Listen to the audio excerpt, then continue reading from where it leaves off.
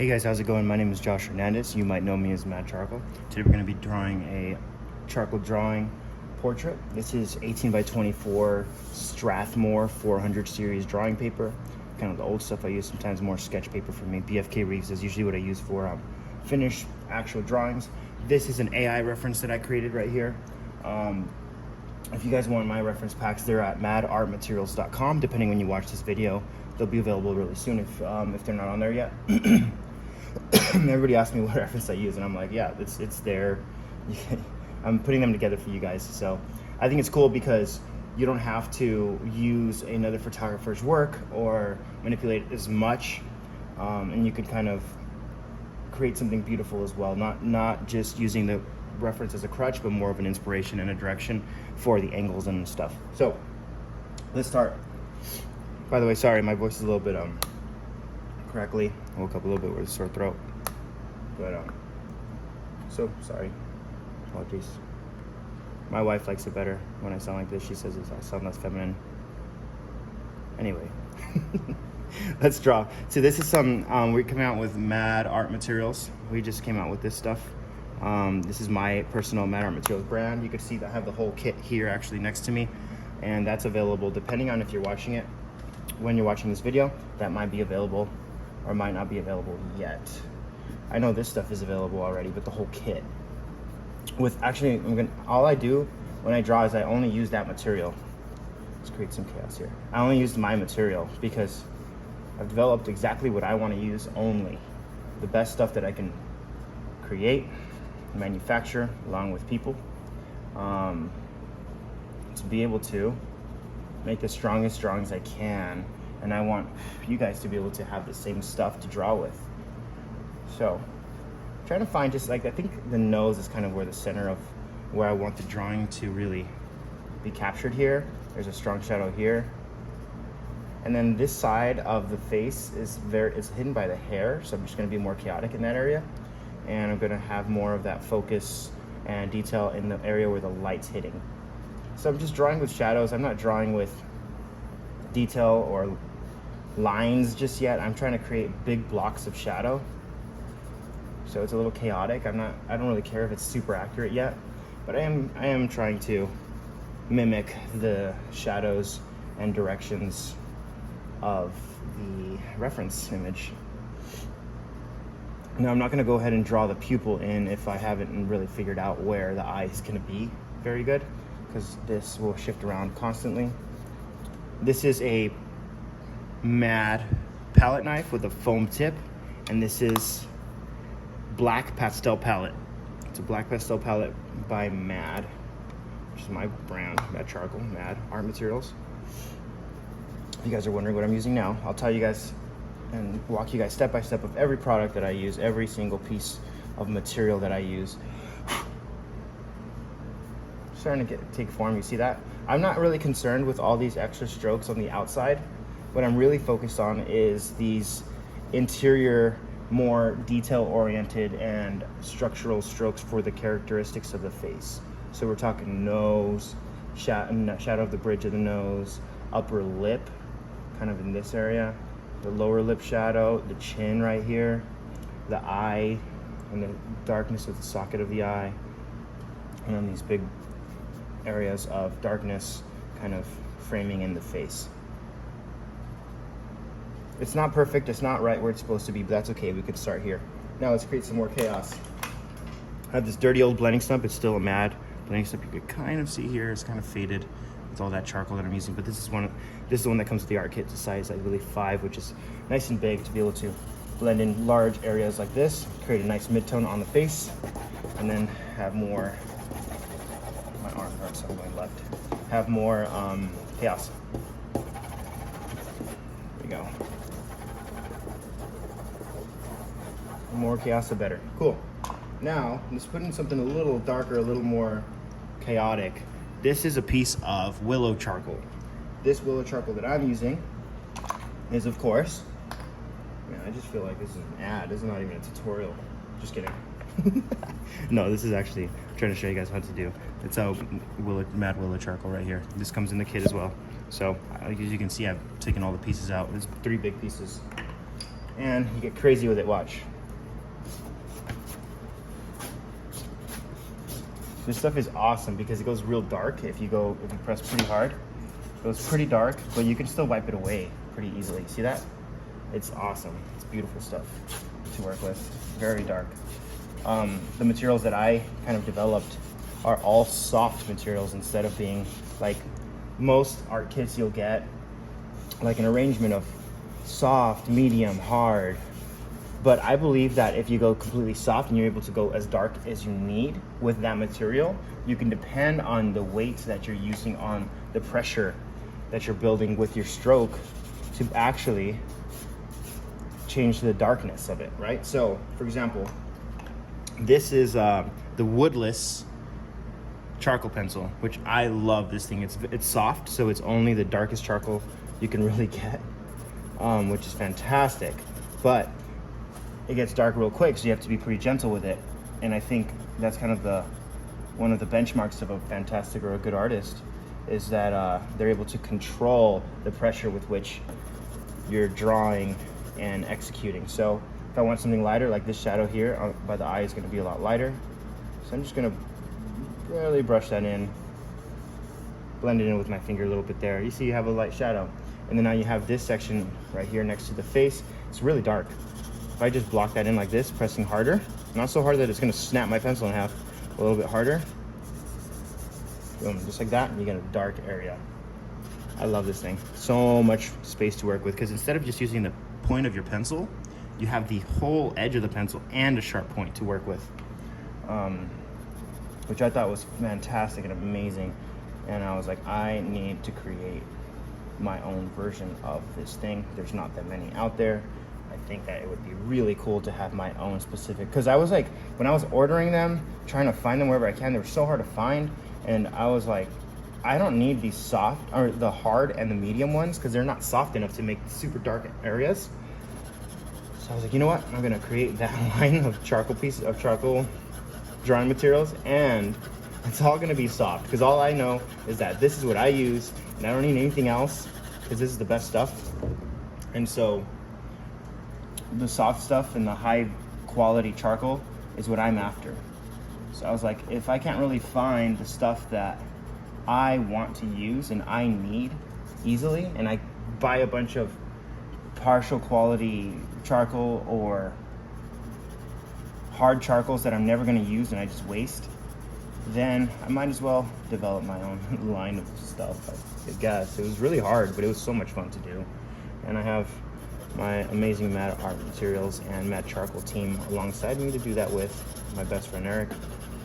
These guys are awesome, and they really, like, if you see like a post, they're behind it. I only do the art, really. Anyway, so that being said, let's get back into the drawing. Little by little, you see it kind of coming out of the chaos, right? The forms of the face. I'm not getting too detailed still, because I don't want to jump the gun and have these crappy proportions with a, I used to call it my art teacher used to call it a polished turd, when you have bad proportions, but you refine it anyway. You're polishing a turd because it's not a good drawing, but you're rendering it out anyway. So we don't want that, right? I mean, all drawings are a little bit off. That makes it human, right? But you don't want it off to the point where it's like, oh, that's not even a good drawing. You want it to be pretty strong. That's the goal. Sweet. It's looking pretty cool. It's not exactly like the reference, but we can work with this. We can work with this. Remember, the reference is just to inspire you, to kind of get you out of your comfort zone, make something that's not the same as you always probably make if you're not using any references. I used to be kind of stingy with my references and be like, no, you guys can't see what I'm drawing with. But, you know what? I thought, what the heck? Stop gatekeeping and share everything you need, everything I use to be the artist that I am. Because I wish that the people that I looked up to drawing back in the day, would help me that way. And so I hope that that's valuable for you guys. That's why I put my references available on Mad Art Materials, the ones that I've made. You can either use those or find your own. You can find your own if you want. You don't have to use mine, but I think it's cool because they're the same references that I use that you'd get. And also, I think it's cool because then you don't have to waste your time looking for cool references and fearing whether you're going to be caught for copyright or something like that and wasting your time with that, instead, you could just get to the drawing part, the fun part, right? So, create some chaos. This, by the way, it's rubbed off now, but let me find a different piece of it. Here we go. Mad charcoal. This is it. This is compressed charcoal. You can see this one's been used a little bit on the side. This is the charcoal, the soft charcoal that comes with the kit, the art kit, the drawing kit. And yeah, I'm gonna focus on only charcoal drawing because I know that that's what I know best. I'm not gonna get into that oil painting, or like, I do oil paintings a lot, but I'm not like, that's not my bread and butter, you know? I love it, I'm passionate about it, but it's not my bread and butter. I'm gonna not mess with the stuff that I don't really know. I do know charcoal. I've spent many, many, many years developing my skill set in charcoal, and I think that that kind of qualifies me to be able to find the best material that I could find and kind of share it with you guys. So that's why I'm sticking to charcoal. Some more chaos, right? Oh, we're already at 11 minutes. Let's get in on this. This is supposed to be just like a quick sketch tutorial kind of. I'm not feeling it all the way yet. I think that's because I haven't erased yet. So I might need to kind of come back a little bit and yeah, block it all out this way.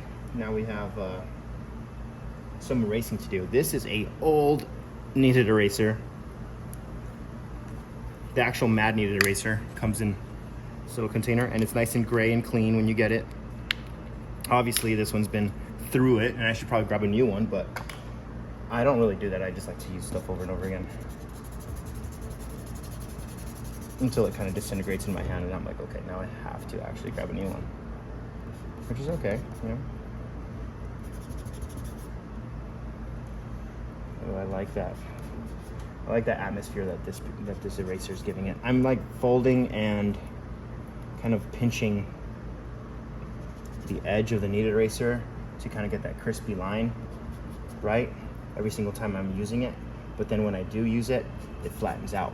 So you got to repop that back into spot, right back into place, and get it sharp again. So every time you see that come out of frame, I'm actually readjusting it down here. That's what I do. So you can see I'm not really touching this eye over here because, one, I don't have time, but also that's in the shadow. Your eye is going to be naturally drawn to the details that are in the light, and the details that are in the light are this eye. So probably gonna block that in a little better. I'm still working on the proportions as I'm erasing here, finding these little parts where the light is kind of catching through this shadow area here. And you guys are at a different angle a little bit for reference. Like the reference seems to be way more in line with the camera, the video right now that you guys are looking at. So if it looks a little bit odd, first of all, my proportions are off a little bit, which is okay. The proportions are not going to be perfect, but you can improve on them, right? But they're actually probably a little closer than it might look because the drawing is at an even stricter angle, a more extreme angle than the reference image.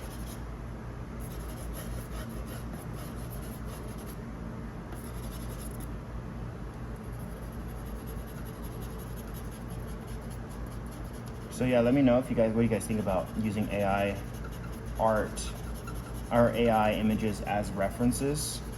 I do it all the time. I think it's a cool tool to use because it kind of gives us the opportunity as artists to be able to create something very original and inspired. It's kind of like a tool rather than it is a crutch, right? It's not like I make an AI drawing and just use that as the drawing. No, I want to give it my own creative spin. I think it's important to maintain that creativity in the work. And if it's not different enough, then I think that that it's important to kind of challenge ourselves. And It's okay if you're practicing, right? To just try to render it out as best you can. Also, AI is getting a lot better. This looks like a beautiful photo. Like it looks like an actual granular, like it's got some grain film photo, right? Like it looks really good. And it looks like a real person. It doesn't look awkward or weird. So make sure that you're looking through those photos, because there's still some of those out there that are kind of awkward and weird. But at the same time, I make these in Midjourney, and it is incredible how good these are. And so I don't want to like keep away the things that help me as an artist. So I want to equip you guys too. If you are offended that I use AI images sometimes as references, I mean, not all the time, sometimes photographers send me photos and want me to use it, which I do, and I love that too. But like if you're a photographer, please send me more photos of people I can draw, and I would tag you in that if that's the case. But I don't even remember what I was saying.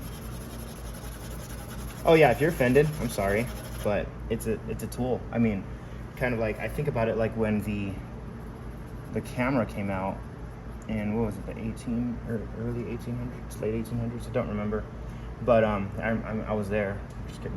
But I do remember that artists got mad, you know, and then there was also a loss of a market for realism at the time, because the camera could just reproduce it, right, like a real thing. So the response to the camera was essentially contemporary art or modern art, right? Like it's different. I would say modern, not contemporary. And so through that we can see that there's now we don't, like, artists don't look at a camera and are like, oh my goodness, I can't believe that nowadays, right? We don't, because we've grown past that. And so I kind of see it that way, where it's like, yeah, it's a terrible thing if you're just making AI art, and now it makes it way more competitive to be an artist. I get that. There's definitely negative parts and challenges that come with it, but it is ultimately a tool, and how we use that tool is kind of going to decide our relationship with it, how effective we can be. Does that mean that artists are rendered useless? I don't think so. I think the physical art is going to be way more valuable now that this digital kind of easy way to create exists. And so I think we might see a lot of digital artists kind of going back to the old school stuff, which is kind of fun, right? Like, I'm sorry that that's like your world, but if it is, I mean, it used to be mine. I used to be a concept artist back in the day, and for like small startup video games and stuff, which I thought was super fun. I didn't get anything super serious because I kind of went the graphic design route. But yeah, so if you're a digital artist and you think that you're not going to really get the money that you might have got if it wasn't for AI art, then I would say try doing the same thing. Just switch to pen and paper, pen and paper, charcoal, paint. It might take a little longer, might not be the most fun at the beginning, but I think it's totally worth trying, looking into, or just be super good. And I think there are those super good, talented digital artists that will never be replaced. Like my guy Robot Pencil, he's amazing guy too, and I think that he just kills it in that area, and makes it happen for passionate people about digital painting, even if that's not really, they're going to make a living and they still love it so much, or for like books, illustrations and stuff. I think that's so cool. So yeah, that's my rant as I render. A rendering rant, we'll call it that. A render rant. A Rembrandt render rant. Okay, so we have some highlights there with the kneaded eraser. I don't even know if that's where I should put the eye, but whatever, I don't care as much, because this is just a sketch. This is just a little tutorial of how I go about drawing, guys. It's like this when I draw, but it just takes longer. So I draw fast still. Like, this is probably still pretty quick, but I take more time when I'm drawing more finished pieces, because they have a weird and not cool point for a really long time. So if you're drawing and you feel like, oh, this thing is looking weird, don't give up on it so quick. Work on it, because that's how I was feeling about this piece, and that's kind of still how I'm feeling about it a little bit. But I know this piece is kind of showing a little more promise as I go, little by little, not amazing, but little by little. So think that allows me to kind of have hope in this piece. I think that I could push it if I had given it the time, but I think that it's informational, and hopefully that is valuable for you guys. I want you guys to be able to gather some good little nuggets of wisdom from these drawing videos that I make, because I've been drawing for a long time. It's not like that I'm specifically better than any artist or anything like that. I don't believe that. I think that is just relative to the time that you put into your craft. And so, and there's a lot of learning to do from any artist, really. So I want to kind of throw out my little nuggets of wisdom that I've learned over the years, the many years of drawing, and loving the pursuit of drawing. Why is this so squeaky? And so, I know many much better drawers than me, but we all bring something different to the table. And I think that might be helpful to some of you guys, right? I hope.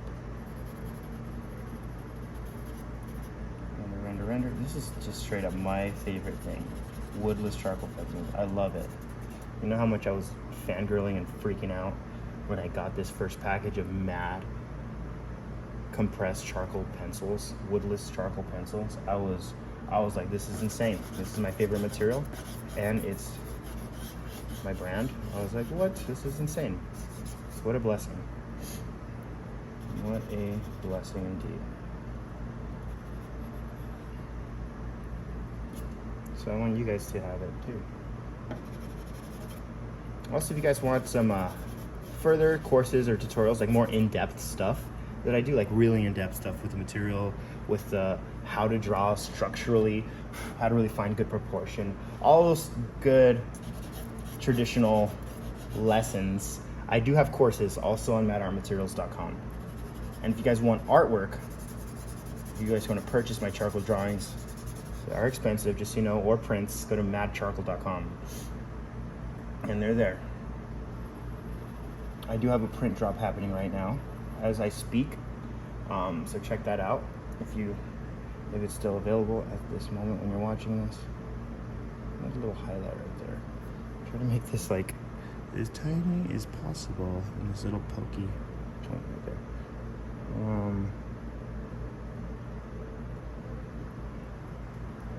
Yeah, so I think that's all I've got for now, guys. It's a little hot and sweaty in the studio right now. I'm moving to a place with an actual AC system, which is nice. This very soon, but thanks for watching, guys. Let me know if you guys have any extra questions in the comments. I hope that I covered some random stuff. Probably did not cover almost much at all, but hopefully this is helpful. I think it's cool to have the chaotic part in the shadows, the light part rendered out a little bit, and then some chaos all the way over here to kind of just bring peace and unison, some harmony. But I appreciate you guys. I love you all, and God bless. See you in the next one.